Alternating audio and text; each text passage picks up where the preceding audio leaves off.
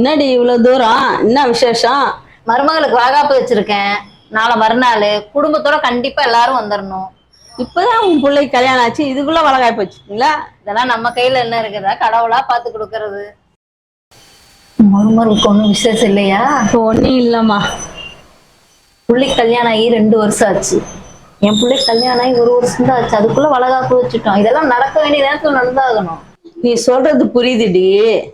உன் பையன் 5 வருஷமா லவ் பண்ணி ஊரெல்லாம் சுத்தி என்ஜாய் பண்ணி கல்யாணம் பண்ணா 1 வருஷத்துக்குள்ள வளைகாப்பு வச்சுட்டீங்க. என் பையனுக்கு அரேஞ்ச் மேரேஜ் பண்ணோம். அவங்க வாழ்க்கையை இப்பதான் ஆரம்பிக்கிறாங்க, இப்பதான் சந்தோஷமா இருக்காங்க. அது நடக்க வேண்டிய நேரத்துல நடக்கும். அது ஏன் சொல்றேன்னா, எதுவும் சொல்ல வேணாம். வளைகாப்பு சொல்லணும்னு சொன்னல, வா போலாம். வா போலாம். ஏன் உட்காந்துக்கிற? வா போலாம். போலாம் போலாம் போ.